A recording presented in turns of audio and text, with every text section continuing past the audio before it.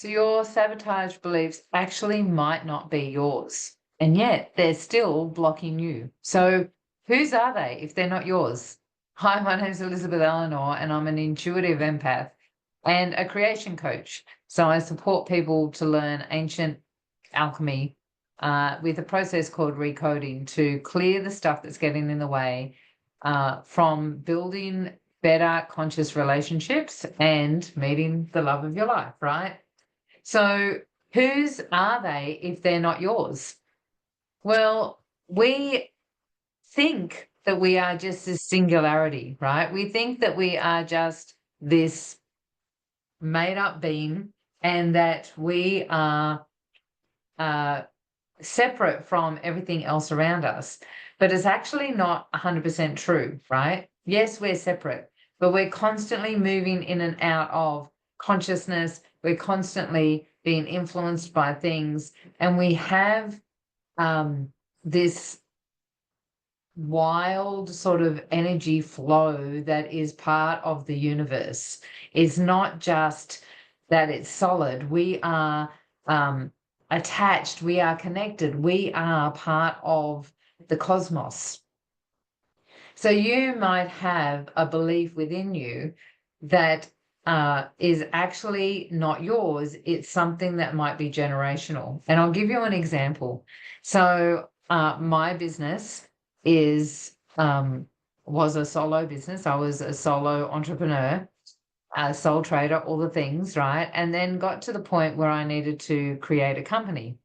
And so my company is now called Makepeace Energetics Proprietary Limited. My maiden name is Makepeace, right? And so through that process, I noticed a bit of a shift in the flow within my business. There was a bit of stagnation that was happening. And it took me a little while to work out what it was, because one of the things about creating is to hold the end result, right? And so when it was time for it to bubble up, it came up, because you also want to recognize what's coming up and find that bridge between the two, so that you're bridging what's your resistance to getting what your end result is.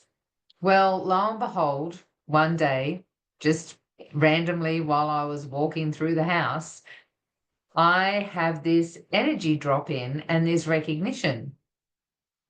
And I called out to Tim and I said, hey, when did Paul Keating, when was he Prime Minister in Australia? And we worked it out, and we worked out the date, or the time, the year, and how old my mum was.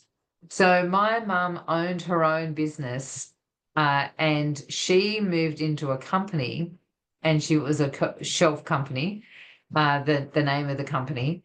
And around about when Paul Keating was in, and his whole philosophy was we went into a recession that we had to have.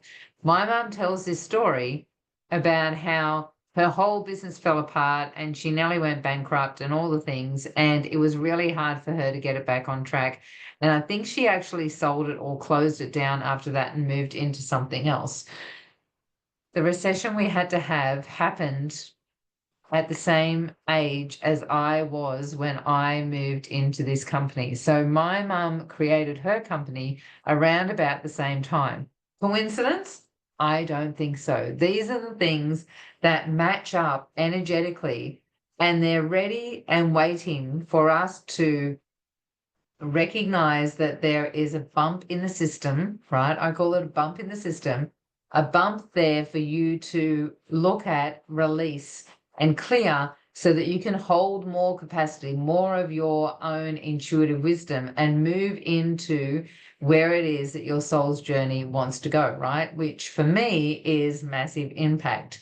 I've got a lot of wisdom to share, a lot of information from, experiences from 27 years of waking up spiritually, 3 shooting stars, meeting the love of my life, Tim Makepeace, at the beach when I was, my maiden name was Payne, right? Payne. All of these little things that have happened to me along the way are because I've been tuned in to my higher self frequency, and I'm on a path, right? And I'm following that path. And so when there's this bump, this thing that's holding me back, and I'm feeling stagnant, I'm feeling resistance, I'm trying to work out what it is, I've got to stop trying to work it out, because now I'm trying to fix it. And then, of course, you think that you're broken. It's moving into what is it I want to create instead, and just allowing it to naturally come up. Like this inspiration comes through and it's like, oh my gosh, I'm the same age as my mum at the same time as she created her business, right? And her business failed. Now, she says that it was Paul Keating. I feel that, with the expansion of business comes the expansion of personal growth, expansion of spiritual capacity, expansion in all sorts of areas. You've got to level up and be a whole different person. So my business is also the Ascendance Code. And this is the creation of the conglomerate. No, I'm not saying that correctly. I'm all the things that I have learned over the 27 years, right? So I've learned alchemy from a lot of people. I've learned structure and recoding. All of those things I added onto my plate from just spiritual awareness and intuitive guidance and healing that I was doing already, from being a massage therapist, to tell you the truth, doing, some structured information, structured, healing modalities that I was doing for meditation, for massage. And through that experience, have been able to use that and certain breath work exercises and things that I've done to help people ground. All of those things come together, and that has created the Ascendance Code, so that we're working towards releasing all of the limitations within the body, so that we can create our soul's destiny and what we actually came here to do.